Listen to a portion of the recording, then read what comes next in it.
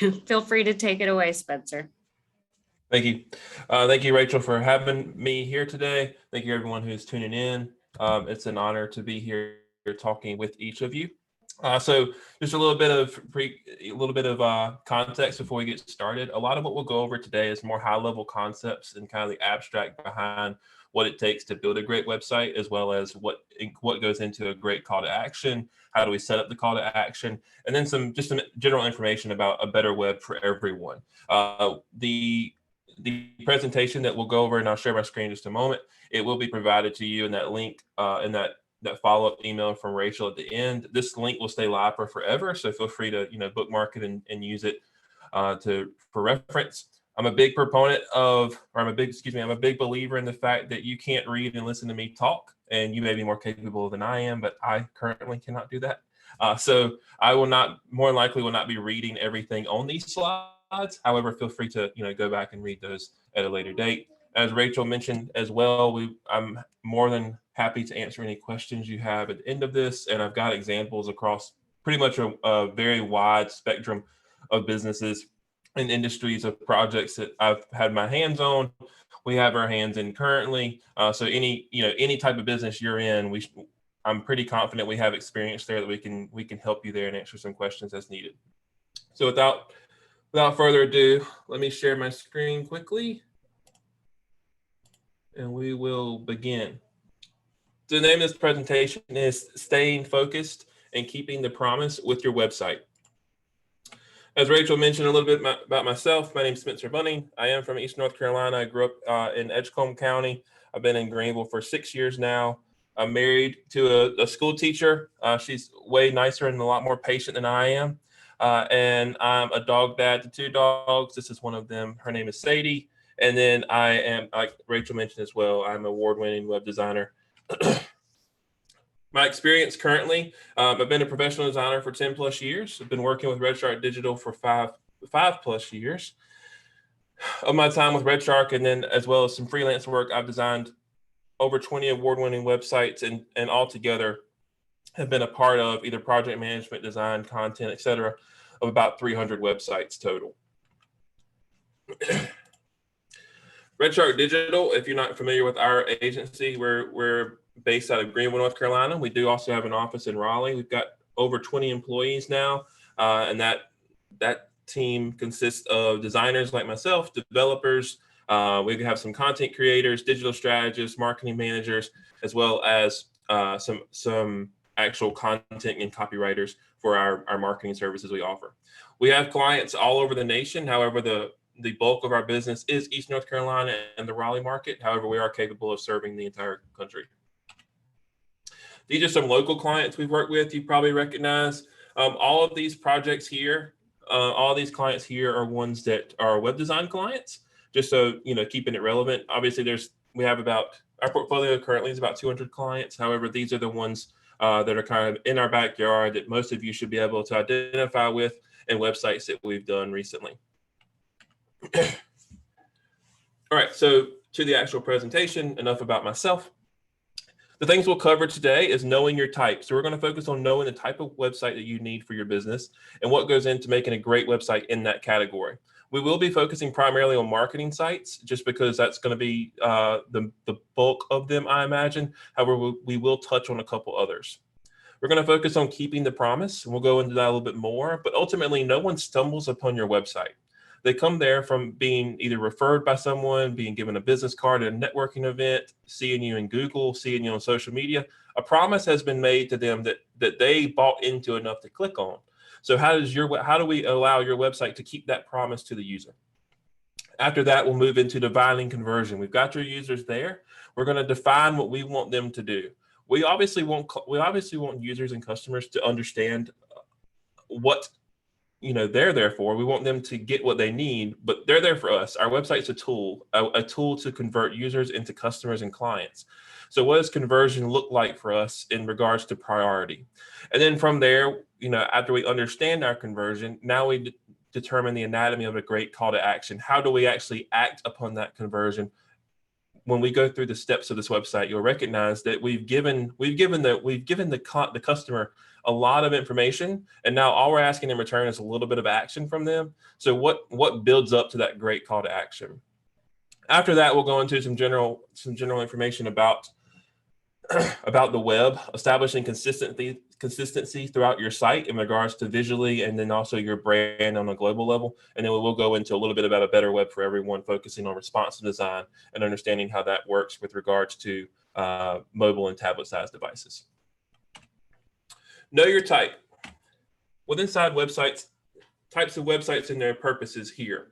It's important to know the type of website that you need. If you're in the service space, if you're in the service industry, let's say you're a roofing contractor, you more than likely need a marketing site, because your goal here is to sell your users through claims, positioning, and validation. Your claim is that you deliver the highest quality roofing service at the best rate with the best turnaround time.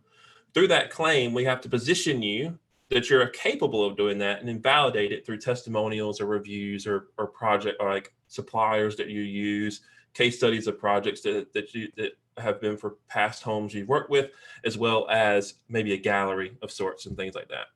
If you're a business that sells items in store, say you're a local jewelry store, and you're selling information, you're selling that product online as well. So let's say like early 2020, when the pandemic shut everything down, we had we saw a lot of businesses, especially current clients of ours that were brick and mortar, quickly moving into an e-commerce role. Well, that's kind of a wrench in the plans per se. However, e-commerce is a very important type of website. So it's understanding, and it's very different. It's built very differently than something like a marketing site. With inside the educational websites, this is more so to provide reference and information to existing user bases. So you're not marketing to this user base, you're educating them on things. They're already bought into you from other places. Let's say you're a nonprofit that people do business with you all the time, or you're working in the community and things like that. And your website is an informational point for people to learn from you, as opposed to engage and actually be marketed to buy you to buy into the business. The last we'll look at briefly is utility. Utility is that you're providing a specific service to an already existing audience for the most part. Let's say the example we'll look at is actually a seed ordering platform that's built for a company. You don't get to see this until you're actually a customer with this company. However, it's a tool that's built for them. So it's that's treated much differently than marketing and e-commerce and educational. So with that, we'll look here at marketing. So with marketing, we want to position our business clearly. And as we position our business clearly, when I say clearly, and we'll go over a couple of examples of this too. When I say clearly, let's look at this example here of NewPipe, turnkey stormwater and drainage contractors. Now, a lot of you may not be in this space, and you may not have a clue what this means or why it's relevant. However, if you're in a highway management position and their client, this speaks directly to them and what they need. So this is positioning the business clearly based off the audience that's going to be receiving it, as opposed to saying concrete professionals and stormwater drains. You don't want to be vague. You want to be very specific, but the specifics should be catered to your actual audience, the actual professional you're trying to be within, the highway manager with the DOT of these different counties and states they work with. You want to make a claim that solves your customers' problems. So we don't want to really speak to the problem so much, but we do want our claim to speak to the solution, because most of the time when we're looking for services, if we're looking for a gas station, right, we need gas. We're not just looking for one to know where they are close to us. We need gas. If you're looking for a roofing contractor, like we used in the first example, you need a roof. A storm came through, blew some shingles off. It's, you're trying to sell your home, and that, home inspections recommended redoing your roof, etc. You already know the problem that you are approaching this particular service vendor with. The same for us. When a client comes to us and they need a new website, our main goal is to surface that problem. We want to surface the problem of why they've come to us. Why are you here to get a new website built? And if we can get past like, I need the new website, then we're able to allow that website to actually solve that problem for them. So we see that example here. It's trenchless, no-dig technologies that allow us to offer a turnkey solution to any stormwater or drainage problem. So they kind of briefly speak to the problem here. However, it's more so like trenchless. Okay, trenchless, that already kind of classifies the type of work they're going to be doing. You can't dig across some of these highways. You have to actually work through them. That's some information y'all probably don't need to know, but it is important here again for the actual audience they're receiving it through. And lastly, within marketing, it's important that we validate our claim through education and review. So we have here, there's a gallery at the bottom of their page. Above this page in itself, there's above this gallery section, there's a testimonial view. Above that particular section, there's a list of all the heavy traffic highways that they work with. Again, positioning them further, validating their claim further, etc. So with the marketing site, it's very important that we position ourselves well. We make a claim quickly, and then we validate it through either education of your service or review and proof of your past projects. So we're going to spend a lot of time on marketing sites, so we're going to go through that more in detail too, but those are kind of the main points. As we move into e-commerce is pretty straightforward, right? We want to sell physical or digital goods either through subscriptions or actual products and shipping. This is Pet Pantry. They're a company out of Cary, excuse me. They do about 2,000 orders a day. They're a pretty big business. So, the most important thing for them is the people to shop. So shop now, that's our CTA. Our CTA shop now. Then we also have, you're able to self-identify with that navigation there for dogs, for cats, etc. Our goal is to get them to the product as quickly as we can. Once they're on the product page, there's a review for these particular products. If you have reviews already, you also maybe want to gather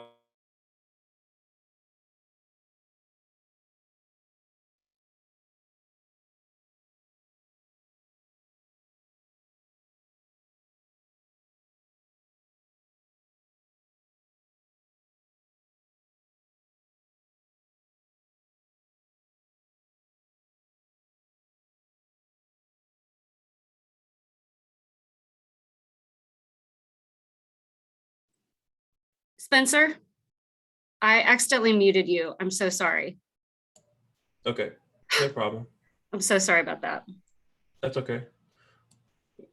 Where'd y'all lose me at? Where'd you lose me at? It's probably about at least 30 seconds. Okay. Okay, so I'm just going to start back over at the beginning of e-commerce, if that's okay with everyone. So with e-commerce, this is Pet Pantry here. Pet Pantry is a company out of Cary. They actually manufacture dog and cat food, and a couple. I think they do some stuff with birds as well. They do about 2,000 orders per day. So the most important thing for them is to get clients to their products. This is the most important thing for a lot of businesses that are e-commerce and doing business all online. If you're a smaller shop that's more like bespoke, more handcrafted, things like that you need to tell a story about, you need to market your service a little bit better to have that customer buy in. That's a little bit different. Your main goal may not be to get them straight to the product as quickly as possible. It's to get them to buy into you and buy into your brand and then introduce them into the product to sell. However, the majority of e-commerce projects and websites, the main goal is to get them to the site as quick as possible, to the product as quick as possible. Once they're on the product, have a little bit of information there, like what's in the box, having images of that product being in use, having reviews potentially if you have that type of volume that's going to validate the product. And then lastly, we want to make checkout easy. So sometimes we have, you see in different places, we have quick add to cart, quick checkout, one-click order, things like that. One-click order is patented by Amazon, so you're never going to see that anywhere outside of Amazon. However, it is very convenient if you use that. With educational sites, again, the main goal here is to provide resources and value that extend beyond your service and product. JOEMC out of Jacksonville is the electrical membership co-op there. They provide power to everyone. If you live inside of Jones and Onslow County, you are their customer. You don't have a choice. If you have power running to your house, you're getting it from them, unless you're doing solar. But their website is not meant to market because you don't have a choice. But their website is meant to educate people. So educating people on understanding their bill payments, understanding energy savings, understanding the co-op as a whole, etc. So this is, while it is a marketing site in a sense to position and kind of validate their integrity as a business, it is more so focused, their focus is educating their existing customer base, understanding that there's a lot of information that people as homeowners and people who are renting, tenants, that they can learn from interacting with their actual, utility provider. And then the last thing to remember is that the user base is leaning on them for that information. User base is leaning on you for information. So a good example is ECU. with ECU, a lot of that, a lot of the marketing from ECU side is done through recruiting, and it's done through job fairs and career fairs and college fairs and things like that. However, the bulk of people there on their website are there to learn. They're there to learn more about, for reference, for educational purposes, etc. Because you can sign up for classes and get started on the process through the website. However, the website is meant for like a second touch point. It's not really the first touch point in the overall process of becoming a student with ECU. Lastly, we have utility. Utility is kind of hyper specific. It's a site that provides a service to an existing user base, like we mentioned. It is a tool first and foremost. There's very little marketing. The only marketing that we see on utility sites is that of upsells and cross sales. So if they're there, if you're here on Harvey's website and you're ordering some chemicals, there's also the opportunity to have your land inspected, et cetera, et cetera. They don't offer that here, but that was just an example of an upsell and a cross sell. So like I mentioned, those are the four kind of the main types of websites. There's a lot of sites that can fall underneath that, of course. However, those are the main four types. Excuse me. What we're going to be looking at primarily, and what we're spending the bulk of our time, is what makes a great marketing website. Within a great marketing website, there are 6 steps. Now, these can kind of be rearranged as they need to, whatever flows best. However, I would honestly think 1 through 3 are kind of all number 1. And how I particularly value these items. I try and get all these items above the fold if I can when we're building a website. But first and foremost, we want to position you well. That's positioning yourself is very, very important for a small business or a business in general. And it's very important you do it above the fold, because someone needs to be able to recognize who you are first and what you offer them. Where the claim comes into play, but ultimately who you are quickly within that first 3 to 5 seconds, if not sooner, as soon as they land on that page. After you position yourself well, it's important that you go ahead and make a claim right out the bat. So we go back to the roofing example a little bit. It's like providing high quality roofing services to East North Carolina at quick turnaround rates or things like that. So you're positioning yourself with, I'm providing roofing services, East North Carolina. That's my positioning, and my claim is that with the highest, high turnaround rates and high quality, et cetera, something like that. From that, after that claim is in place, and we've got examples of all this. I know it's a lot of text here and a lot of me talking, but there is a lot of examples we'll go through as well that kind of brings all this together. After that claim, you want that user to self-identify. And you don't have to like list out the types of users you are, but we'll go through an example here that is a service for elderly parents who are at home or who are confined to being at home. Well, it's important to recognize that they self-identify that their actual target market is the parent, is the child, who is the adult child who is caring after the elderly parent. So positioning those two items together, so showing the adult child with the parent together, allows them to self-identify visually. Oh, this is actually something for me. The same goes for an example that we'll look at with an OBGYN practice that's focused primarily on providing inclusive healthcare out to communities that may be underprivileged and things like that. So providing a wide variety of women from all ages of life, all ages and races as well, and sexualities, interacting with one another. So when you're watching that first video, that 30 seconds or so, that their main tagline is "Welcome home." However, when you see the video, you as a user, or they as a user, are able to self-identify with exactly the type of clientele that they cater to and work with.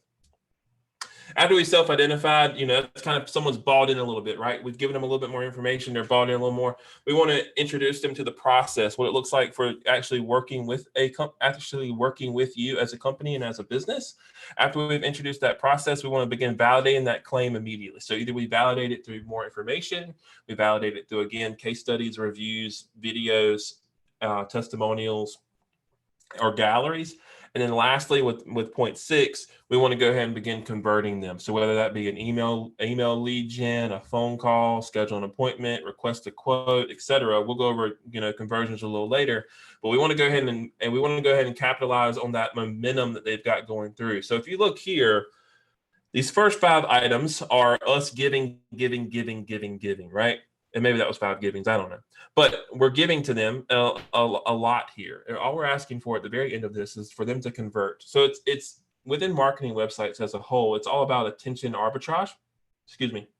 So we're trading attention. They're giving us attention. It's a transaction. We're giving them a lot of information just for a little bit of attention, a little bit of information back from them. It's an attention transaction. So as we move through, we'll go through these a little bit more in depth. So positioning is your first impression. You should be mindful to speak in your voice, and you must be unique throughout. So we've got here, this is Fly Exclusive. They're a business charter company out of Kinston, North Carolina. They service the entire country. They've got about 70 plus private jets. However, this positions very quickly the difference between them and NetJets and some other ones. You have access, savings, control, an innovative new way for private travelers to fly more. So this is introducing their product Jet Club, which is a jet card product that they offer. And obviously this is for kind of the elite. It's not something that most of us small business workers and small business owners are going to be relating to. However, this is just an example I showed. So they're positioning themselves with, showing the jet there, and then they've got this access, savings, and control, and then they're making their claim, an innovative new way to private travelers to fly more. As we click here into claim, this one's a little bit more to the point. Perfect for your next event. This is Sturgeon City, a nonprofit out of Jacksonville. It has an event venue as well as some educational programs they offer. So make your claim clear and concise. Perfect for your next event. Perfect for business conferences, charity and fundraising events, private parties, and more. There's no need for jargon here in your claim. You want to make that very clear to people. Salesy jargon and marketing jargon is fun for everyone. However, when it comes to making your claim, you want people to really get what you're after. It's very important you let people know what you're trying to do, so they're not confused, and they don't set improper expectations that will end up, causing confusion down the road. So your claim, and lastly, your claim should answer your user's needs. So if I'm coming to this site, and if I'm in Jacksonville, or I'm going to Jacksonville trying to host an event, and I see here, perfect for your next event, and I click into it and I say, okay, great, they do offer private parties, but they haven't told me that specifically. It's just in their claim.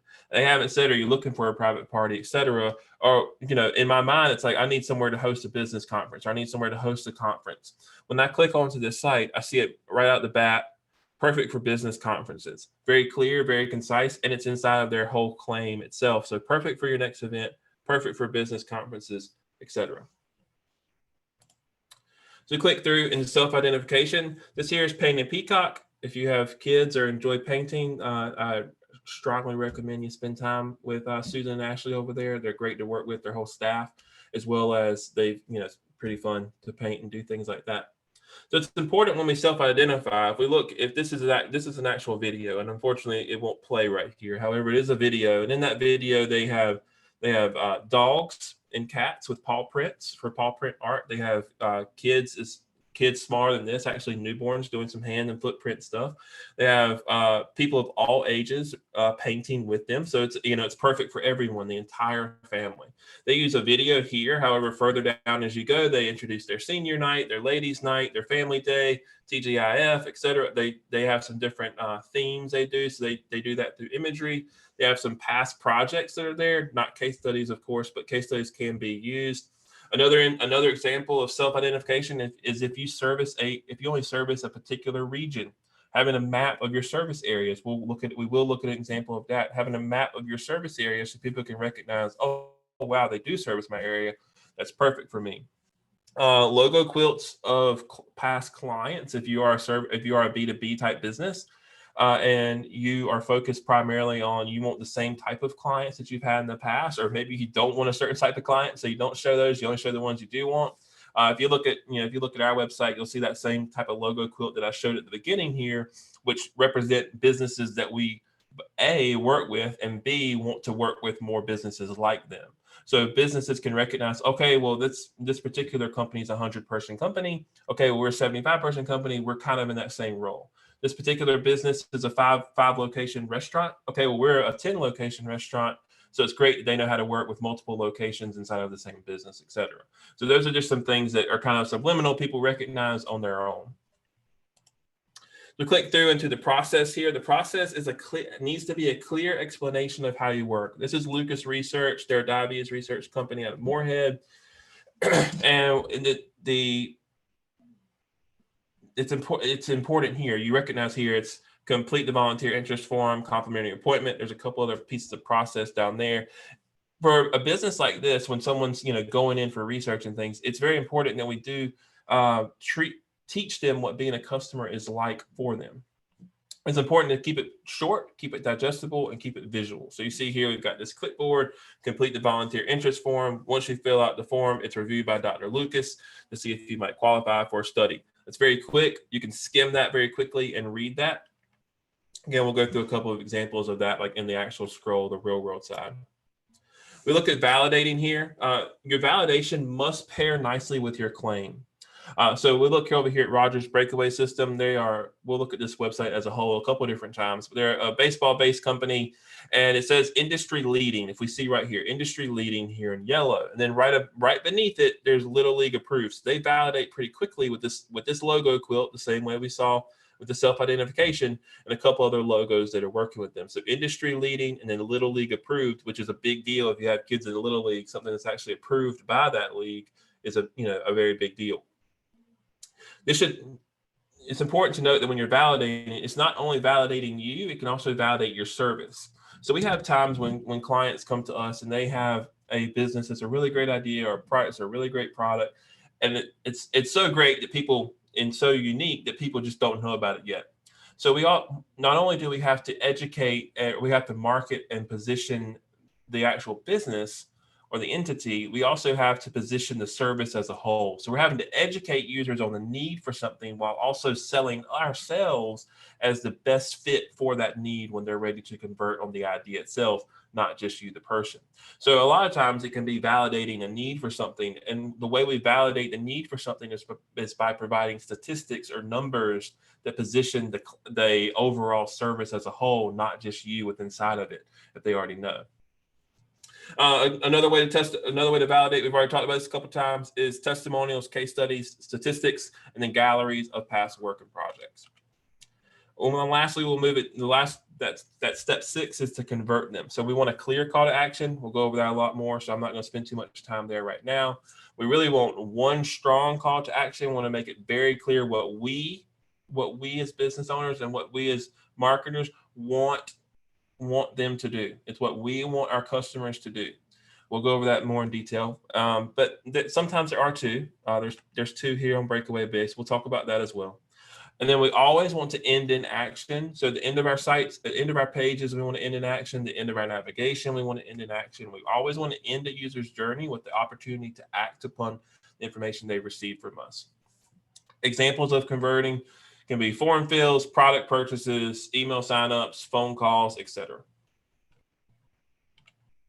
So this is CenturyTel. They are a company that is, they provide different sensors you can put inside of your parent's home that allow you to recognize, okay, the medicine cabinet opened at this time, the window just opened, the door opened, etc. Just so you're able to, know that what's going on at home, because a lot of statistics will show as we scroll down the site that a lot of seniors are choosing to age at home. So this is a way for you to do that as an adult child of theirs, to do that safely with them. So while respecting their wishes, but also giving you confidence and security and knowing that they're safe while they're there without you being there all the time. Excuse me. So as we see right here, we see this is their claim. And again, this is where we talk about items 1 through 3 can really be sectioned out or can be they can be reordered as you please. Keeping seniors safe at home. That's their claim. It's time to get smart about the safety of our seniors. CenturyTel provides motion-based monitoring of seniors and physically challenged residents, so you always know they are up, active, and safe today. So this is one of the ones too that it's important that we're having to not only validate the CenturyTel's ability to do this, to keep your seniors safe at home, you're also having to validate just the need for this as a whole. So as we scroll down this site, we'll see all those main principles we talked about in those items 1 through 6, but we'll also see a couple other items that are validating the service as a whole and the need for this service aside from just validating CenturyTel.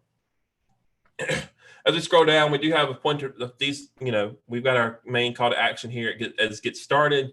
And then we have phone, email, and live chat now. So this is to support the existing users. That's why these are here. Typically, we wouldn't have 4 call to actions there because it feels at least a confusion to a customer. What do we want them to do? What does CenturyTel want me to do as a user on the website when I've got literally 4 different call to actions all inside of one view? Now, it's important to note that above the fold, there is only one, so it's very clear. Okay, let me get started now. However, as I scroll, these could lead to confusion. These are here for the existing audience, the existing base, more so utility focused as opposed to marketing. As we scroll down, we have 24/7 active monitoring for your aged loved one. This is more about CenturyTel. There's a video showing how it works if you want to learn more. For seniors, the right step, the conversation, you're providing the user with information of how to begin this conversation, how to begin this actual process of bringing CenturyTel into your home. We move down here into your 1, 2, 3 process. Actually 4, excuse me.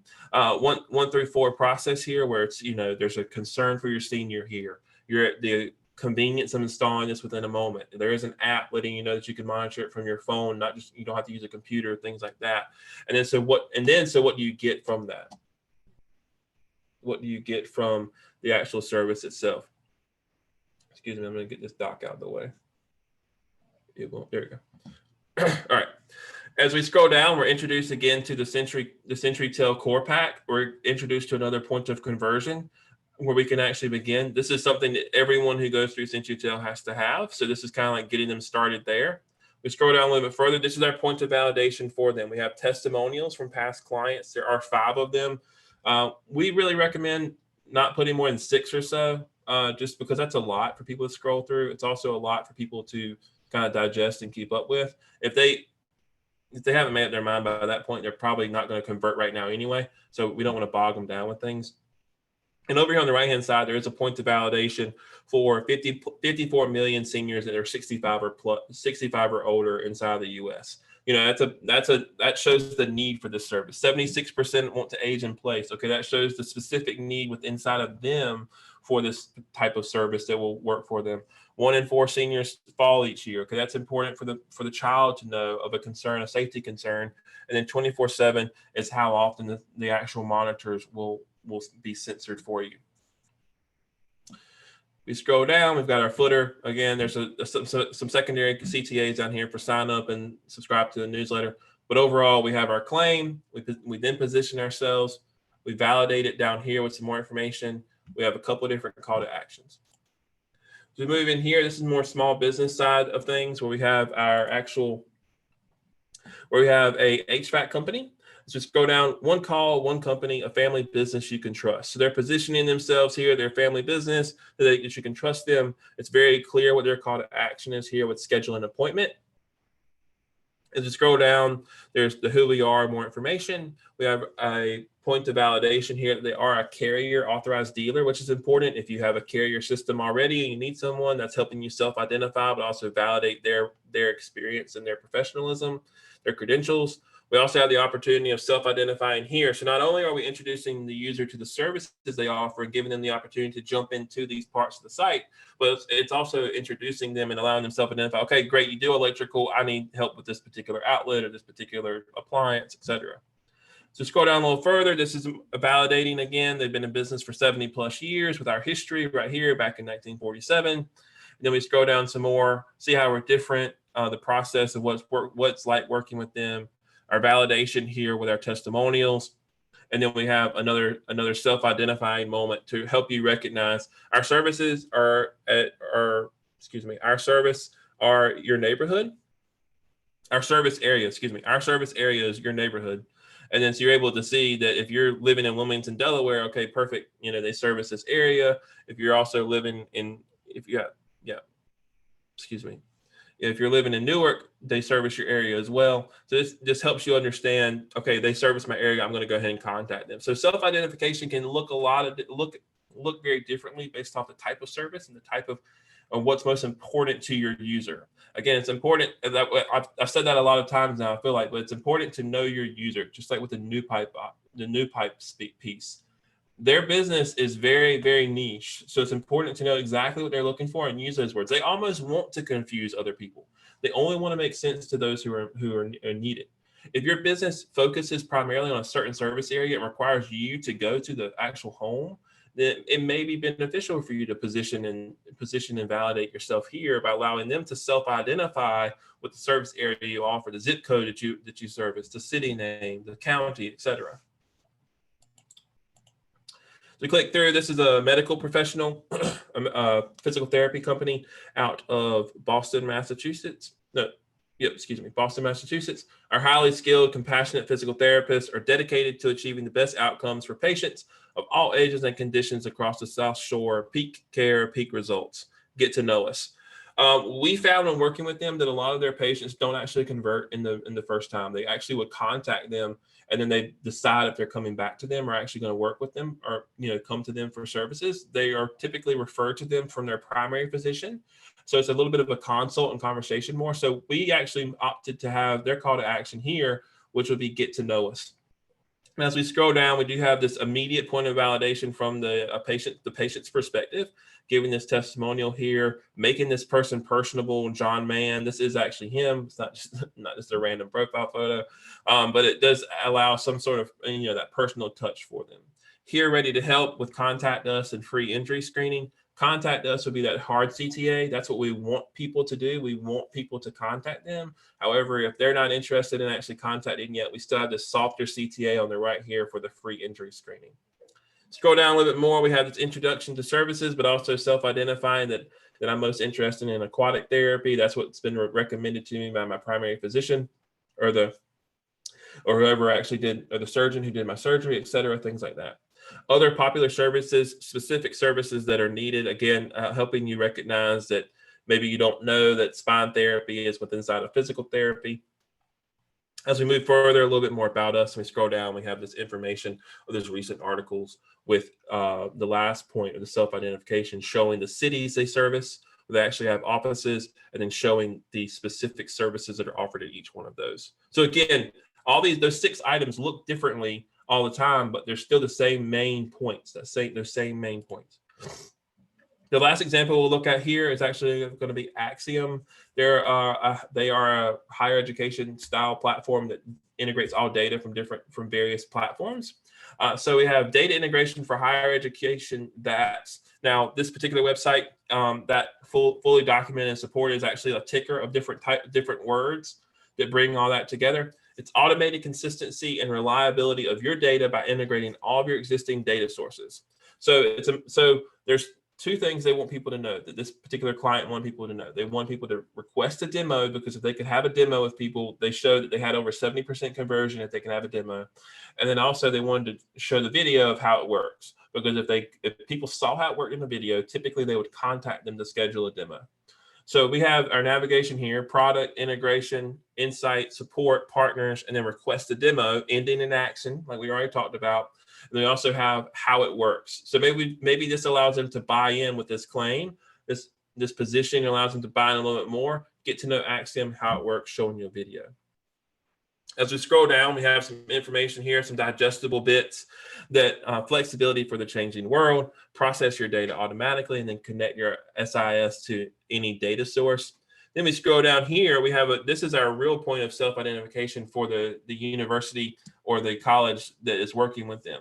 So if you work with the Lucien, which is, I believe, a testing platform, if you work with the Lucien or Liaison or GeneSpar, if you work with those 3 types of those 3 platforms, recognizing when you actually scroll on this, we'll look at this site together in the browser, actually, just to bring that together for us. So we're here, we'll let this load for a moment. Excuse me. So we see the arrows moving here, and we see this word, these words moving. So it's just a little bit of movement, keeping things going. As we scroll down, we see these items coming together. So Axiom brings all of that together, all that data into one place. So that movement really shows, okay, I'm using a Lucien, Liaison, and GeneSpar okay, that's perfect. It brings all those items together. So that's, again, self-identification, but also validating their service as a whole by doing that. So scroll a little further, with over 40 unique third-party integrations. If you want to look at more, you can browse Popular. We scroll down more, some more information. Request a demo. That's strong CTA again. How it works, the overall process. Again, visual first, simple and digestible here. So even if you just skim this from left to right, like a zigzag format, you recognize a lot of information that's important. To scroll down a little bit more, we have the opportunity to kick out and to see the solutions. And then we have our testimonial here from a great university, Texas Tech University, that positions them from the Assistant Managing Director of Information Systems. So that's a great title to validate their claim. It's one system for moving all data into our systems electronically, so no one needs to physically touch anything. See all case studies. And then last, we end in action here. How about a demo? Request a demo, as well as it's on the footer, as throughout the entire site, it's on the footer. All right, so that kind of keeps us up from the actual marketing website to knowing our type. So now we move into the section 2 of this, which is keeping the promise. So what I mean by keeping the promise is that users do not stumble upon your website. All right. There's a joke in the design community that pretty much every small business owner and every client, honestly, will tell us to make the logo bigger when they see it. It's important. There's a lot of different ways to kind of get around that with clients. But we always remind them that a logo isn't meant to explain who you are. It's meant to identify you. And no one stumbles upon your website. Like it's not like foot traffic when you're walking down a sidewalk and you walk into a new business and maybe that's the wrong business, and that logo or that branding in the business needs to, correct your assumptions of what it is. People have come to your website by clicking on an email newsletter, clicking on social media posts, search engine title or meta, and ad, things like that. A promise has been made. So when they land on that site, they're expecting the information that's going to keep that promise. Excuse me. So if we go back to the roofing example, we have high quality roofing services for Eastern North Carolina. Okay, well, when I click on that particular ad, I would like to see projects from East North Carolina. Maybe it doesn't matter what the projects are, but I would like to see the projects that have been done validating that promise or keeping that promise or expecting there's going to be information about roofing. I'm not going to expect to click on that and see the About Us page of whoever owns this business. That's great information to have if I'm more personable. But if I need a new roof and I'm being targeted by this ad because the algorithms know that, then I want to click on that ad and be introduced to information that's going to help me act upon getting a new roof with this company. So what types of promises do we have? We have past customer referrals, search engine titles, social media posts, digital ads, and other. Other can be yard signs, billboards, business cards at networking events, a fishbowl of, a free sandwich at the local sandwich spot with a business card in it, things like that. Here's an example of an ad for Woodplay of the Carolinas. So on the left-hand side, we have $100 off install of spring-free trampolines. Check out our September specials. All right, when we click Learn More, we really expect to see this special, or we've been set up to believe that we're going to find more information on the specials when we click it. So if we were to click on it, even if we took them to the home page, that'd be very misleading because where do they go from there? If they go to the trampolines page, well, there's no specials details on the trampolines page. We've made the promise that we're going to show them September specials. So when they click on that Learn More ad, it actually lands here on this side, which is the current specials that we see here. And as we scroll down, we see, okay, Woodplay play sets, and right here, okay, spring-free trampolines. There it is, my $100 off installation with purchase of a spring-free trampoline. Excuse me. As we move in here, this is Fitzpatrick Law. So if we were searching criminal attorney of Greenville, North Carolina, their actual ad pops up for student offense attorney. However, there's actually not much content on the site for student offense, but it speaks there, criminal defense lawyer. We're subtly keeping a promise. The title's a little bit misaligned, but I know what I searched as a user. When I click on this, I see criminal defense up here. In the header, I see accused of a crime, criminal defense there, criminal defense Learn More here. This site's keeping the promise based off my search, despite this title not being incredibly accurate. And Mike's a great guy. I'm not trying to throw shade at him. This particular example isn't the best, but I did want to include it because it satisfied our search and it's one of our clients. And don't tell him I clicked on his ad because it probably cost him 30 cents or so. So that was keeping the promise. Moving from keeping the promise, we're going to go into defining conversion. As we move into defining conversion, we look at the different opportunities we have here. So where does your funnel begin?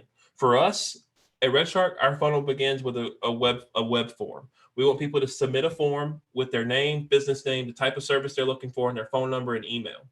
When they submit that, they receive an automatic reply. That automatic reply includes a Calendly link that allows them to schedule their first meeting. Our biggest goal, if we can have a first meeting with you, that's where a lot of our success comes from. So we want people to submit a form, schedule a first meeting, and we honestly want to do it without us having to spend much time there, because spending time on that, like all that could be automated, takes away from spending time on our current clients or new clients, et cetera, as well. So, but not just appointment schedule that we have here. You also have quote request. I need details before I can share pricing and quote. So you want people to submit a quote, phone call. My process is very simple. If I can get them on the phone, I've got them. And then product purchase, of course, is a conversion for e-commerce where my products are ready to ship. I just need users to buy them. That's where the funnel begins as a new customer. So that leaves us with the question of how do we get them there? How do we get them to that conversion? Excuse me. That brings us into the anatomy of a great CTA. So for those of you that don't know, and I probably should have said this in the very beginning, CTA means call to action. And don't feel bad if you don't know that. We've had to explain that to a lot of clients in the past. But call to action. So we're calling them to act upon the information we've given them with the momentum we've built through our sites. So a few key principles of the call to action in the anatomy here. And again, you can't read and listen to me talk, so I'll let you read this later, but we want to keep it short. So just like schedule a demo, request an appointment, something very to the point and something very, very kind of pointed and straight. Get started, even though we saw that on CentryTail, which is good because it's more of a process and a service, makes sense. Get started is not always the best because it's not always the most clear. Learn more definitely isn't. Learn more is that's a user-based call to action. That's user information. User wants to learn more. Okay, let's let them learn more. That's not about us. We want them to call us. We don't want to learn more. We want them to call us. So learn more isn't truly a call to action. It's just an opportunity for more interaction. Okay. But we want to stick to one message. We saw that with Axiom. Schedule a demo, request a demo, schedule a demo, request a demo.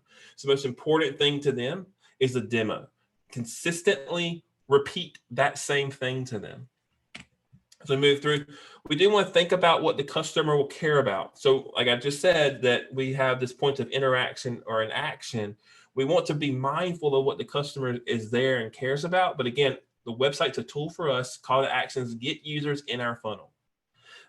Tell them what they'll get in return. So what's going to happen? They're going to request a quote. Okay, well, they've requested a quote, or they say request a quote and we'll follow up with you in a moment. Let them know what the other side of that attention transaction is. Request a quote, we'll follow up with you in 2 to 4 days or 1 to 2 business days, etc. Let them know what the next step in that process is. Sometimes that's done as a precursor to the actual call to action. We have that in our 1, 2, 3 step process. The same thing we saw with inside of CentryTail, even though it's a 4-step process, and the same we saw with Lucas Research, which is a 3-step process.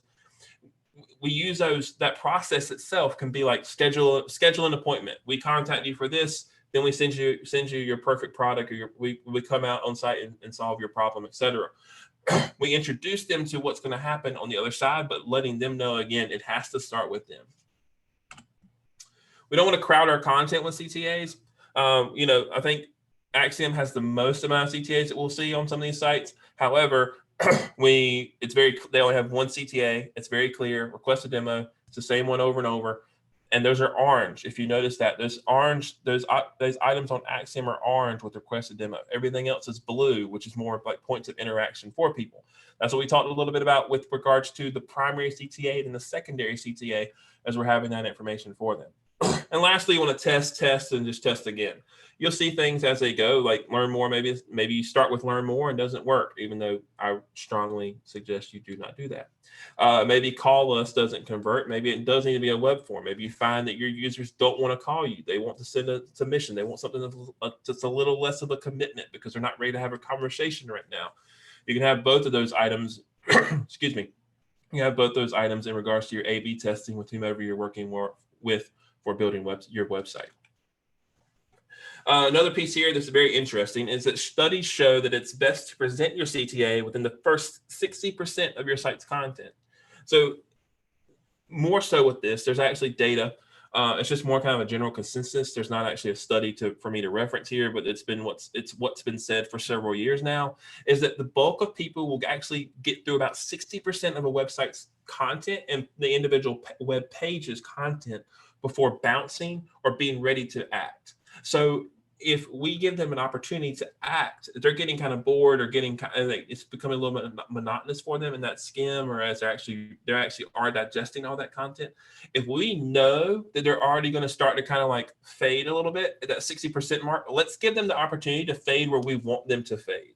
It's the same thing with the hard CTA of schedule an appointment or learn more. Maybe we know that, a hard commitment in that moment isn't very consistent or fair to expect of someone because it is a new service. Let's give them learn more, which gives us more interaction on our site, which is going to help everybody, but also builds more trust with them and builds more information with them for us to, 60% into that learn more page, convert them back in. So again, it's important for us to know the website works for us. We have to know how that user behaves, and whoever you're using to build your website, or if you're using your own tool and things like that, you should be able to find this data pretty easily. I mean, we can help you with that as well. But it's important to know who they are and how they're going to behave so you can set your expectations for them properly and then build your site to account for it.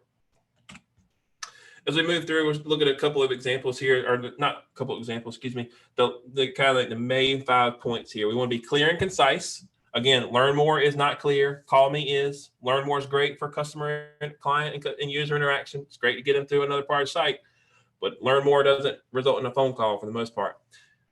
You compete, your CTAs should not. So you don't want to have schedule an appointment and call me right beside one another. What do you want them to do? That's going to result in some confusion for the customer, right? What do you want to schedule an appointment? Do you want to call you? Do I call you to make an appointment? Are they two different things, etc.? Any point where you that can result in actual questions from a user on your site is something that will result in confusion, and that results in competition between one another, and ultimately a lot of people are too indecisive to actually act upon it. So we want to remove the opportunity for that altogether. Lastly, surrounding content, setting up the CTA is just as important as the CTA. So we looked at that. Let's go back to the CenturyTel example we talked about. We have that positioning of keeping seniors safe at home with their claim.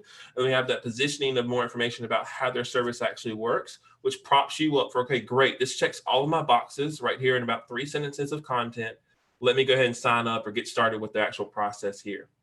And then CTAs should always make sense. If you're an e-commerce store, don't have schedule an appointment or schedule a service, things like that. That doesn't make any sense. You wouldn't do that anyway, I would hope. But you want to have buy now, shop now, buy products, view products, etc. Your CTA should always make sense, and they should make sense again with inside the surrounding context we have.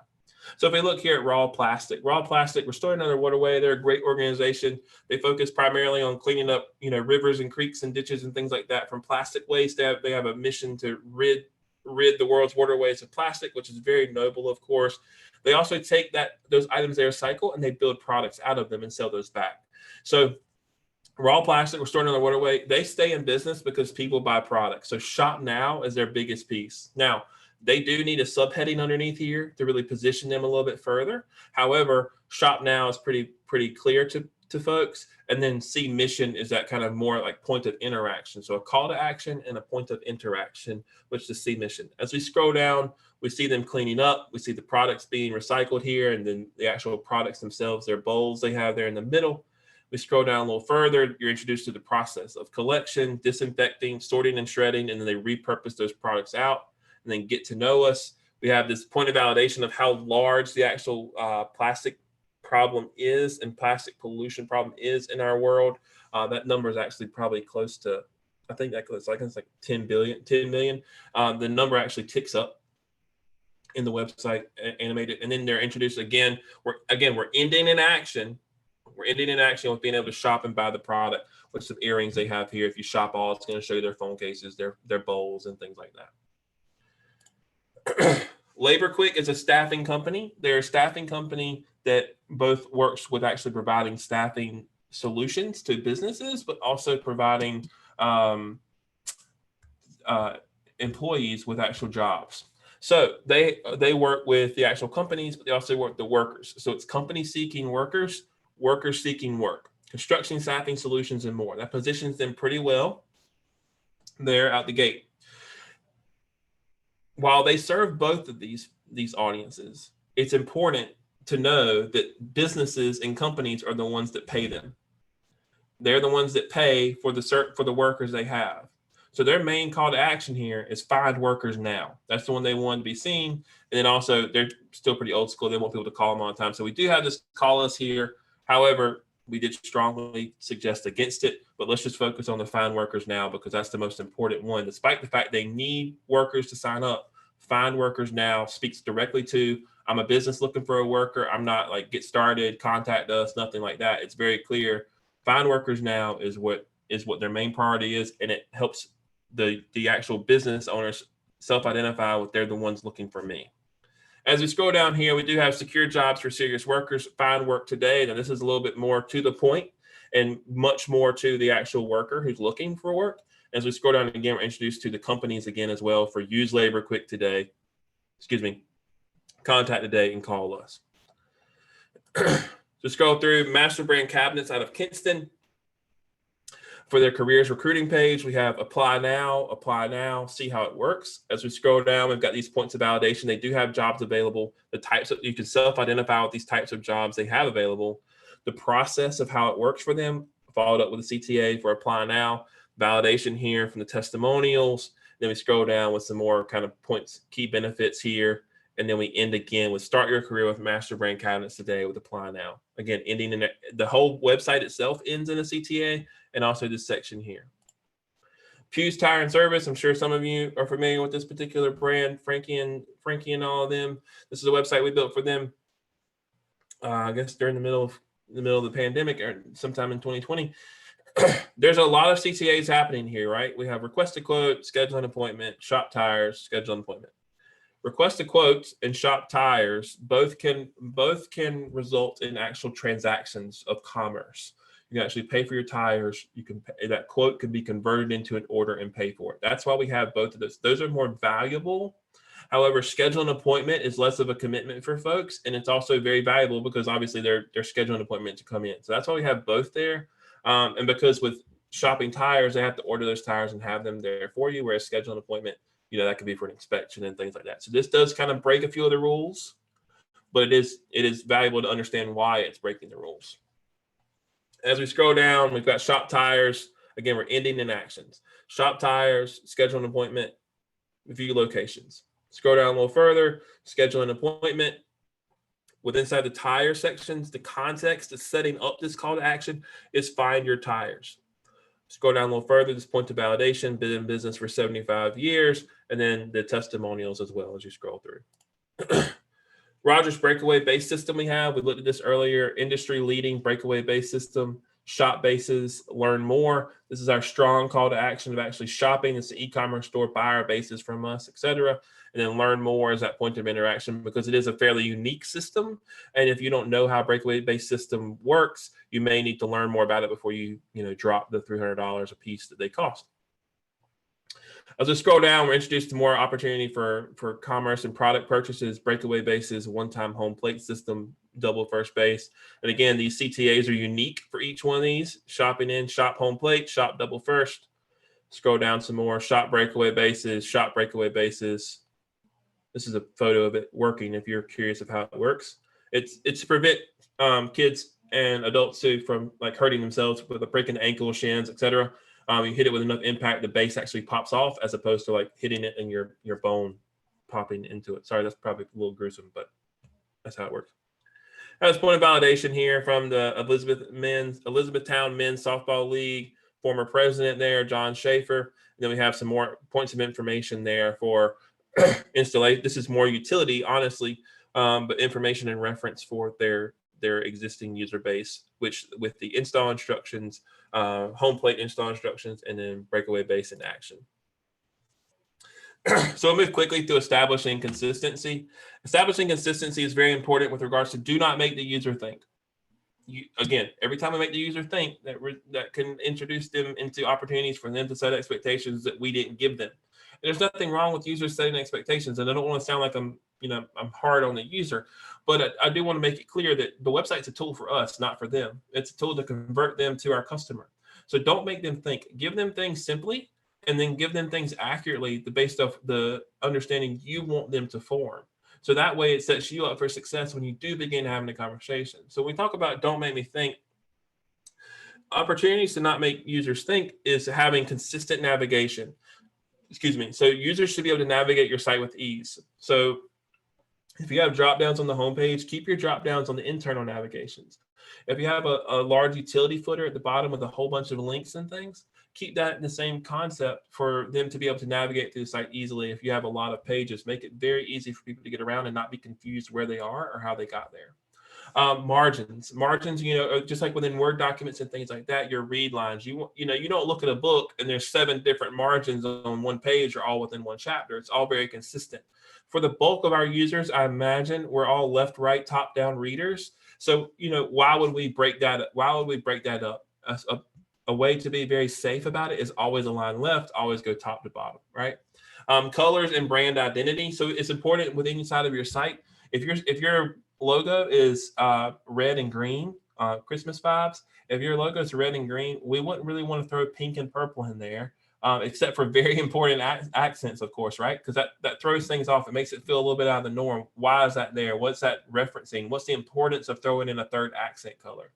And then CTAs, it should be, we talked about this a lot, but we'll keep on saying it. It should be clear and remain clear exactly what you want the customer to do, what they're there for, what you like for them to do, what conversion looks like, and how they can get it done.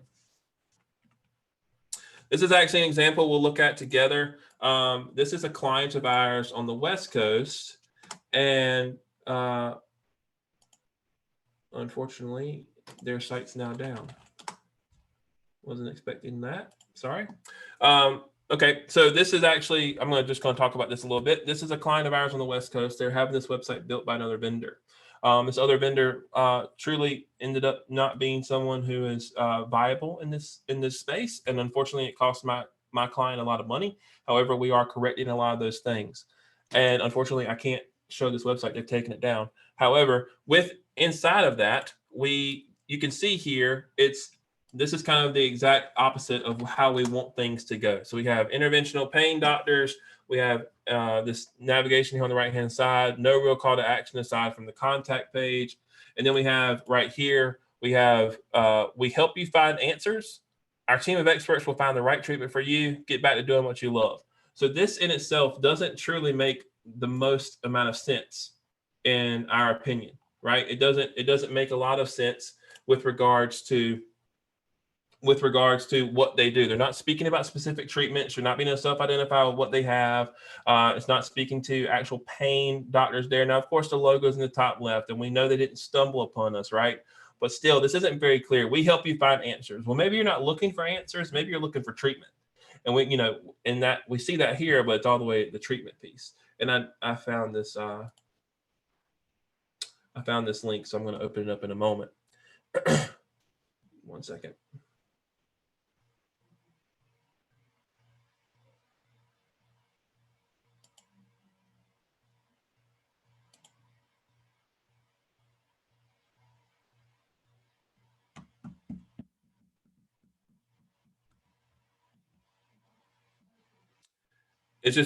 It's a perfect example to kind of bring everything together for us. And it's just as soon as this publishes, I'll let you know.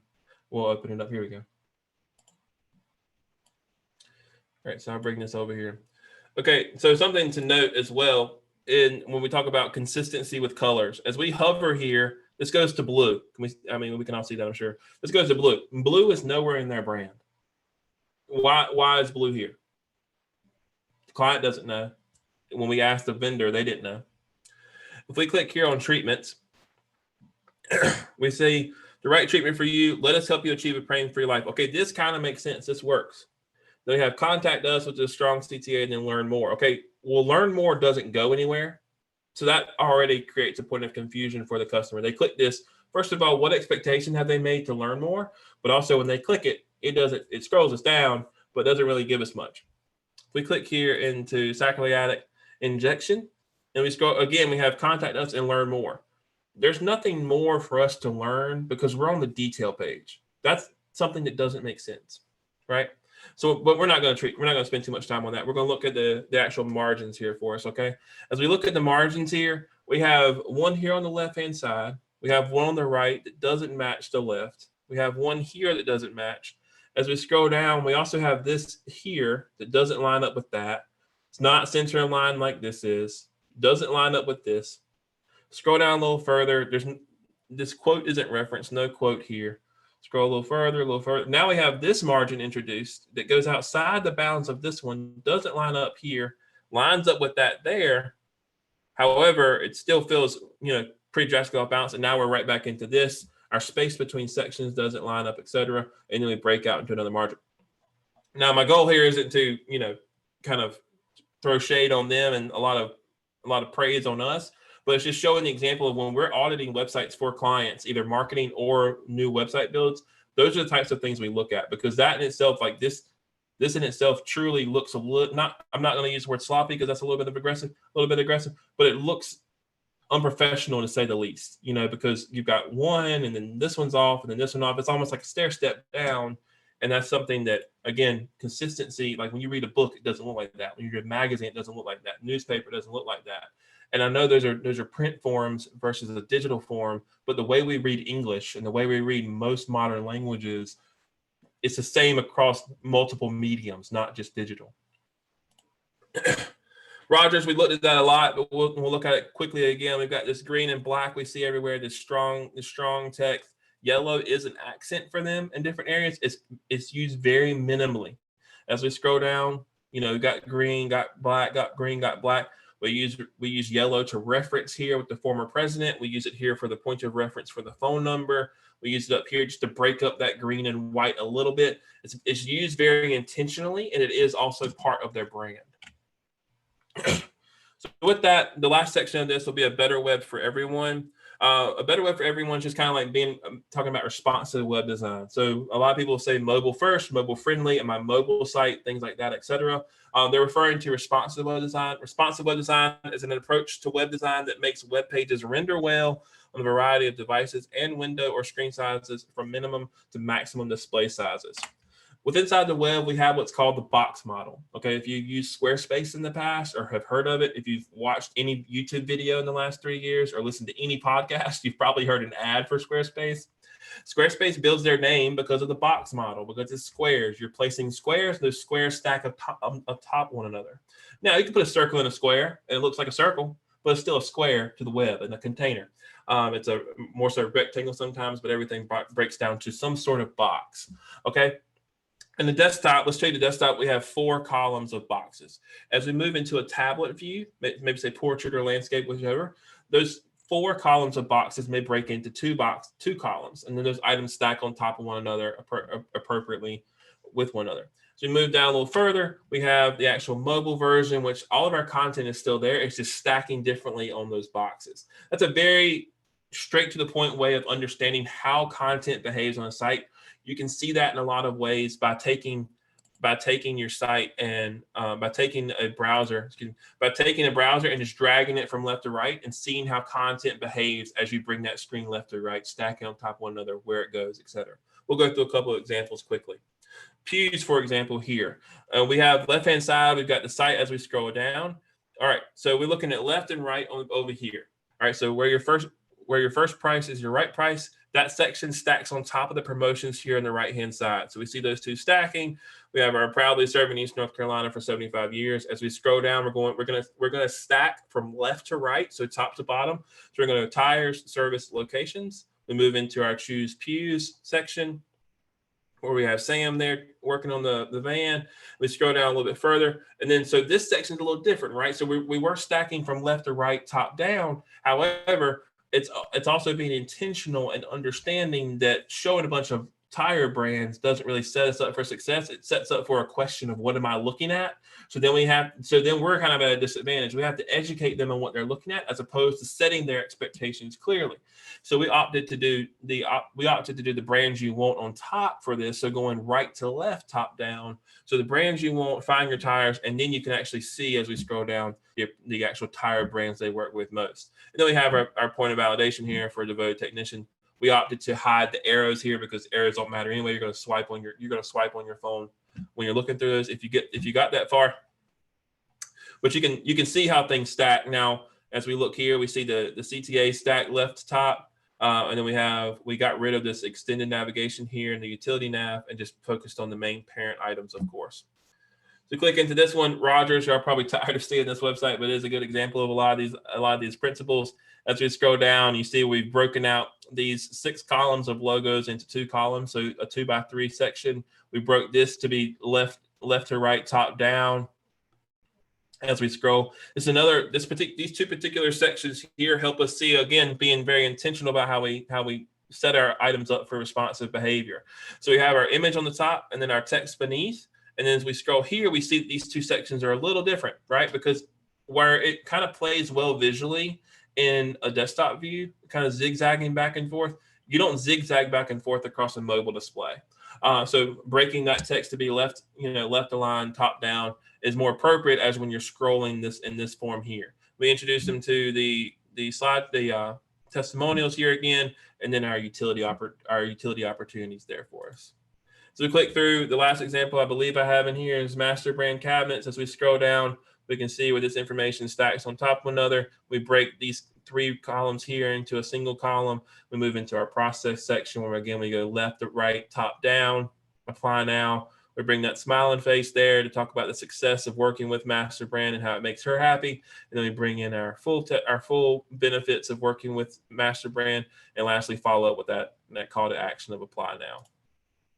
And with that, that's a whole lot of me talking. I'm very appreciative of your time and attention. Thank you very much. And now it's time for y'all to ask questions. Spencer, thank you so much. I know it's a lot of content, but it was really great content. Now is the time if you have any questions. And we did get one question earlier on when you were reviewing purposes of a website.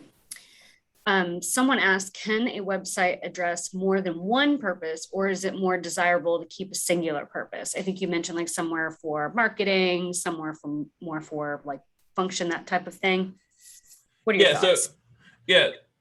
First of all, your website can do whatever you want to do. But it is important to understand the objectives of your business when it comes to putting that website in place.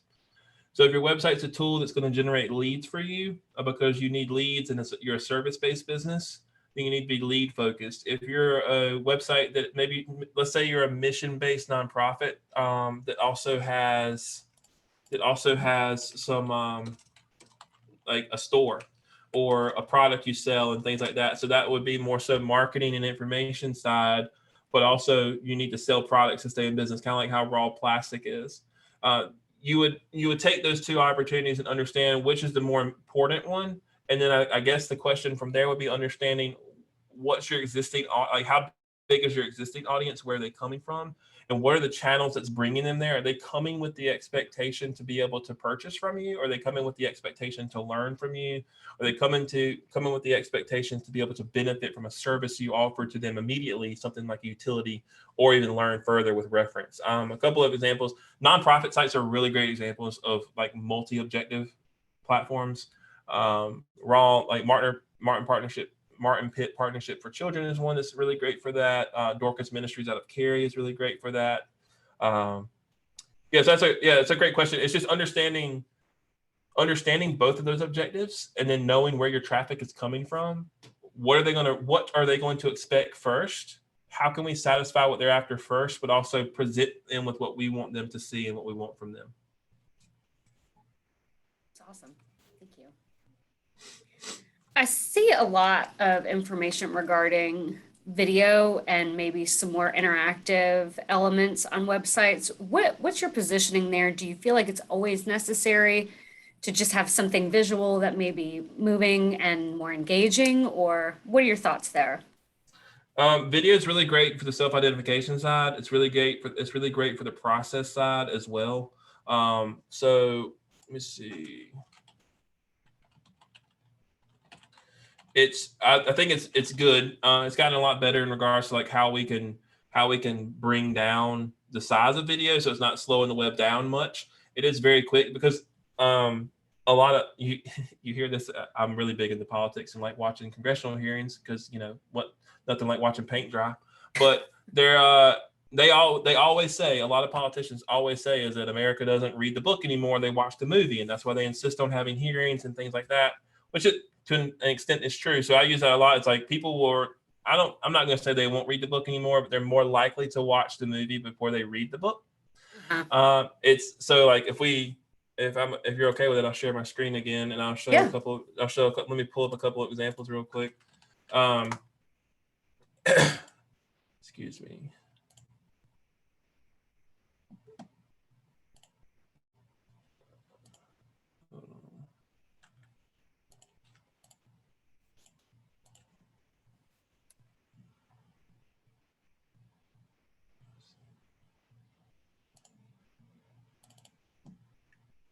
Just trying to get everything opened up appropriately, and then we'll click through a couple different examples there.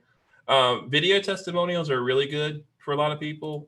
If you're able to work video into like some sort of testimonial, it helps a lot. People are more likely to watch a testimonial than read one because it does feel and fit better with that for them. So if we look here, this is a design for a site. So this shows, this is the one about the OBGYN practice I was talking about. This shows that like they're focused very heavily on inclusivity as well as diversity and what their actual demographic looks like. So they're focused on what their community looks like, not necessarily what they may look like, by helping their patients self-identify there. And this video is going to be a lot longer. It's just a GIF for the time being when the site launches. But you also see that here with CareMaster, disaster and water mitigation company, disaster repair and water mitigation company. It's showing them showing up on the job site, having a little bit of energy behind it, showing them working actually in the area with their teams. There's a couple smiling faces in here as well that kind of show you who they're working with. Right there, you see that. It's showing them working always everywhere. There's a smiling face there for you. We click here on Lucas Research. This helps you self-identify with the type of customers they're looking for. What does a hero look like? It looks like you. So this kind of pushes forward with the video. Video is very, very powerful here because it's backing up their claim of a hero looks like you. It's not just their claim of them being able to do their thing. It's a claim that you're the person they're looking for as you self-identify with those who are in this video. Painted Peacock will show the video here as we scroll down and showing it's like pretty high energy, moving back and forth. There's Susan painting.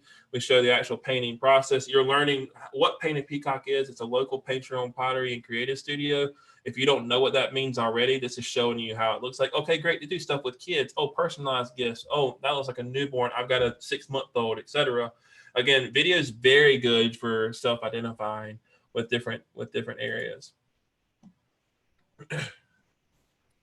I have another couple of questions that are fairly related.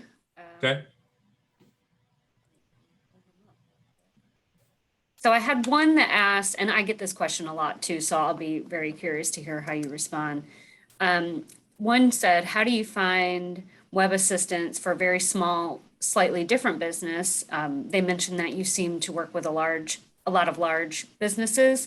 And then the other question was, how do you know who to hire to help build your website? This person mentioned that they've lost money from teaming up with people who say they are qualified, but the expectations are not met. Being a new small business, funds aren't there yet to really stretch very far. What are suggestions that you have of a way to start without breaking your bank? So one question was about working with small businesses, maybe a slightly different business, and whoever submitted that, feel free to elaborate. And then how do you get a budget for something like this that's obviously so important for a business? Right. Okay. Yeah, so we really work with anyone. We don't work with any certain industries or any certain size companies, things like that. We really try and work best with anyone who comes to us specifically. When it comes to looking for a partner to come alongside you and work, so let's kind of separate it away from us a little bit. it's understanding kind of what they would do and how they would treat your project and how they would bring it. So like last week we launched 3 websites that are all less than 6 pages. So I mean, like we do pretty small projects in different times, but it's understanding, we have not that we have, but understanding the overall objective for your site. Is your site's purpose do you need help from a full agency like Red Shark Digital to help like build an actual marketing objective for you and like see beyond the website and how that website works with inside of your business, and then kind of equip you with some tools to market. And we offer marketing services as well, but we try our best to satisfy the need you've come to us for. And I would look, look for the various professionals and agencies around the area and contact them and see who seems to get it after you present them with your business and present them with, the objectives that you have and kind of like the problems you're hoping a new website will solve for you. And then, then it comes down to obviously timeline and budget. For us, our timelines typically range between 4 and 6 weeks. For bigger projects, they range about 8 to 10 weeks, and we can rush that a lot quicker if we need to. But it's all in understanding like the bandwidth of the current company, what you're looking for, the budget, and then ultimately who gets you the most. I always say that if we lose on price, we didn't lose. But if we lose on not understanding the customer or the client, then that's something that we truly lost on because we didn't do our jobs correctly. And then we kind of go back and reassess of how we could do it better next time. When it comes to what was the other one about hiring the best? Someone lost some money. Yeah. So what are some recommendations as to how to make sure you've got a quality person working on your website? Oh, okay. Yeah. The best thing is how they talk. I can talk about this stuff literally until the cows come home. And just because not bragging on about myself, but because I truly do love it. A lot of people, if you feel like you're being sold on the need for a website or sold on the business on something like that, then like that's kind of things that I typically kind of see and recognize as red flags in this world. Because if you're contacting somebody for a website, for the most part, you already know you need one. So if they're continuing to sell you on what's needed and things like that, that's something definitely to recognize. Recognizing their past projects. I mean, I've got a list of 6 clients that if someone ever asks for references, they can point blank, call them and ask. But you can call and say, what was your process like working with them? How communicative were they? What's their design process? So for us, I can very quickly tell you what our design process. We design you a prototype. That prototype's designed in the same tool I'm going to send you the presentation in. It's in Figma. It's very easy for everyone to use. You get a good, true look and feel of how that site's going to behave once it's developed. You're a part of that process. All of our editing we can do together in real time to get it something you're happy. So like our workflow focuses primarily on being able to move at the same speed as our conversation does. And that's something we value very highly. So when we're reviewing a website with you on the design level, Chelsea or Abby or myself or whomever has access to the keyboard is going to be more than likely doing real-time design changes to flesh out those ideas with you. So I'll be looking for the references. If they don't have you on their website, ask for some and talk to them. B, past projects that you can self-identify with that align with you. So allow them to market to you, right? And understand if are they marketing to you? If they're not, well, that's kind of a red flag. Also, recognizing their process. Are they going to move as fast as I do? Are they going to make it clear what they need from me? Is it going to be easy? Is it going to be something that I'm going to have to basically learn how to do their job with them, etc.? So yep. References, self-identification of projects, and then their process overall will tell you how professional they are. And then lastly would be like if there's super technical things you need, like portal-based work, e-commerce work, I would ask or request that you're able to see the back end of how those things function, knowing you're going to have to manage it once it launches. Thank you, Spencer. And I just wanted to add, at the SBTDC, we've developed a list of questions that we recommend our clients review. It's a lot of questions and not all of them will apply to you. But when you're meeting with, potential digital marketing firms, we recommend you identify the questions that are most important to you. so that you can go into those meetings prepared. And then based on the responses from the different agencies or firms that you're meeting with, you can kind of get an idea of who will, like Spencer mentioned, like work with your timeline, who you feel like is on your same page. We had a couple other questions come through. What is the best website builder when creating a website on your own? This person has used Squarespace in the past and didn't find it to be as user-friendly as Wix, but it was more aesthetically pleasing. Is there another that is happy medium? I know personally, I've used WordPress a lot, and I've had a few people recommend WordPress in the past. What are your thoughts on website? Yeah, so first of all, Wix is like the Google of website builders. They just buy everything up underneath them and they build like Wix payments and Wix events, right? There's nothing else that matches Wix events, which is, I say that shaking my head because I just had to combat with that for Sturgeon City, actually, for a project we were building, because Wix is very in depth.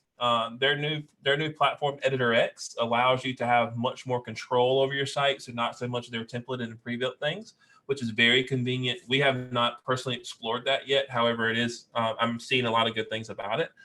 We built a lot of websites on WordPress. We were a WordPress shop for the first 5 years of our business, 100% of the way, just because it's trusted by users. It's very robust in regards to outside documentation because it is open source. WordPress is good. It's a little bit more expensive to have sites built on WordPress because if you're not going to use a template or a theme, because they do require PHP development. We build a lot of our marketing sites. When I say marketing, I mean anything that doesn't require advanced logic on the borderlines that utility side. We build a lot of those on a tool called Webflow. Webflow is very quick for builders to build in. It's structured in a way that kind of forces you to build sites the right way, but also the freedom to do it visually and not have to actually write code. It is a little bit more of a learning curve than Wix and things like that. However, it does have some payoffs in regards to the speed that those sites are. They're very SEO friendly, etc. Like Pew's site is built on Webflow, things like that. So it's capable of using that platform. It's capable of doing larger sites and things like that. However, it is, like I said, a little bit of a learning curve from the building side. The editing side is very easy once it's built. So yeah, Webflow would be number one I'd recommend. If the site you're trying to build outside of that doesn't require it, would be WordPress. If you're trying to build it yourself, I would probably try and lean on Editor X. Or if you do like Squarespace and you don't need that functionality that Wix has, Squarespace has a program called the Circle program, which connects you to a Squarespace professional in your area, or at least your time zone, which is very important if you're working with people who are remote. They will work with you to build your site beyond what the Squarespace template will do for you. Thank you.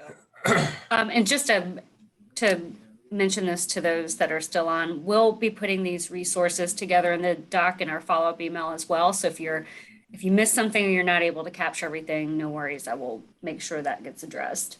And thank you, Dee Dee, for your compliments. And she also asked, she was asking SBTDC, do we offer student intern website analysis for business owners? I was actually talking with Spencer yesterday. We do offer a website review. For us, it's a lot, it's more for people who are looking for easier fixes on their end, or if you're going into a situation where you're meeting with a marketing firm, it helps give you kind of a place to start. And I'm going to be working with him to make sure that, we've got the appropriate elements that they're, coaching their clients to right now. As far as student interns, we don't provide student interns. There are opportunities to work with the College of Business, AECU, to acquire a student intern. I will say that most of those situations, the student's going to need a lot of guidance, and it may not be the best fit if you're not actively in your website development as well. I don't know if that makes sense, but there are classes that do projects with small businesses. I've had several of my clients participate in these classes where it's a website analysis class. So you've got teams of students looking at your site with the professor, guiding them through it. And I find that those are really successful and powerful. One, they're free. Two, it gives real life experience to the student. They're guided by their professor. And you get really good insight from fresh eyes. So definitely reach out. Let me know if that interests you in any way, and we can get you connected with opportunities that are coming up. And then someone asked how they can contact you, Spencer. We'll have his contact information in our follow-up email. I know he had it on his last slide, so that slide deck will be going out to you all. So you can definitely get his contact information there. How else can they get in touch with your agency, Spencer? Yeah, so the website, redsharkdigital.com, there's a form fill there. Obviously, I've told you the secret of what's going to happen. You're going to get an automatic reply. Or you can call the office, 252-751-9200. And then you can email me directly if you'd like. It's my first name, Spencer, at redsharkdigital.com. And we'll get you answered as much. There's one more thing I want to say. I was reading this question, and I know we talked a little bit about hire someone to help build the website and talking about ways to get started without breaking the bank. Best way to get started without breaking the bank, in my personal opinion, is look at Webflow. I would say if you could, potentially Wix, and try and find you a good template that you like, and get started. Understanding that done is better than perfect. Okay, it's very important to understand done is better than perfect. If you don't have anything right now, get you something up there that gets your word out, get somewhere for you to send people, because done's better than perfect. And perfection comes from iteration. So even if you get to a place where it's working for you and it's not perfect, it's easy to say, yeah, we're still working on it, as opposed to, oh yeah, well, we don't have anything up there yet. Giving context later is better than a conversation never happening. So done is better than perfect. I would pick a template that works best for you, throw it up there, and then start building from there. And then when you're ready to have an agency or a freelancer or someone help you to build something that's truly custom and unique to you, when you're ready for that way you have a little bit of experience behind you of getting one propped up and kind of learning the ropes going through there. But I would start with like Wix and Webflow templates. They're probably like 30, 40, 50 bucks around there. Some of them are even free, I believe. And you can look really professional straight out the gate, as long as you can put the content together and things like that. Along those lines, I wanted to mention, if there are small business owners or people who are looking to start a small business in the near future and you don't have a website yet, please make sure to secure your domain. And if you do have a small business, please make sure that you continue to keep your domain, because there are companies out there who will purchase expired domains and try to resell them to you for a crazy amount. So stay on top of your domain, because that's part of your brand. And you don't want to have to go through the problem of changing it later just because you skipped a renewal. So I don't see any more questions. Dee Dee mentioned something about checking out the MWBE. I will definitely, thank you for mentioning that. I can definitely put a link to the calendar in our follow-up as well. Thank you for putting that in there. So to wrap up, I know I want to be respectful of everyone's time. Spencer, are there any last thoughts or comments that you'd like to share with the attendees before we wrap up? Just another thank you for your time this morning. I know I was long-winded. I think I blew my hour timeline out the water. But I appreciate you all listening, and I hope that all of you at least took one or two things away that can help you either make your current site better or help you with your next project when you're rebuilding or redesigning. And I'm sorry, I was going to wrap up, but there was a couple questions in here. Someone asked about where you do the domain. There's different options from where you can secure domain. Spencer, do you have any top ones that you recommend? Yeah, I was going to say GoDaddy is typically one that. Yeah, it's one of those things. Like we do all our domains through GoDaddy. I do all my personal domains through GoDaddy, things like that. It's one of those things where one-on-one will sell them to you, Bluehost will sell them to you, Google Domains will sell them to you, etc. But like GoDaddy, in my opinion, does it best. And if you don't use them, it's just kind of like out of spite. You don't want to use GoDaddy, so you're using something else. They said, can I throw my information up on the screen? Yeah. Thank you. Yeah, so I recommend GoDaddy for sure. And then, because they're the best when it comes to actually managing and updating your records. Their process is the most seamless, in my opinion. That's more like on the technical side. Most business owners aren't going to have to do that. But good. One thing that's very beneficial for you, something Rachel was talking about too, is making sure you retain ownership of your domain and making sure you own it's the credit card's current or debit card or whatever for paying that domain is with inside GoDaddy. You have the ability to provide delegate access to someone to your account and products. So if you're building a website with say us or anyone in the future, or you have someone setting up your email, you can provide delegate access to their GoDaddy account, which would result in them being able to make changes with inside of it. But once they're done, you can revoke that access. So it's not you transferring your domain to them so they can work with it. It's not you giving them your password and you have to update your password later and forgetting your password, but your password being the same it used to be, et cetera, all that kind of back and forth. The delegate access, excuse me, the delegate access allows you to give them access to your site. I mean, to your products or your account. So you could just give them just access to your domains or things like that. And then once they're done, you can revoke it. So that can be 24 hours, 48 hours until you end it. Or, I think 2 hours is the smallest window it will do. But GoDaddy is the only one that I know of that allows you to do that out of the main top 10 players, which is very beneficial for us because it's a simple of, hey, give delegate access to info at Red Shark Digital. We'll do everything we need to do. We let you know. We get an email that you revoked it, and everybody, you're safe in knowing that we don't have access to your stuff without you giving it to us, and we're safe in knowing that we don't have access to things that we don't need access to after that particular moment. Just my information here. Is it right? Thank you for reiterating that too, because I agree that's super helpful, especially when you don't have a lot of time on your hands and you don't want to go back and forth with giving them permissions. That's great. Well, the more ownership you can retain of things like that, the better, because you're the constant, right? You may use 3 or 4 different agencies or freelancers across the time of your business, or maybe more, who knows?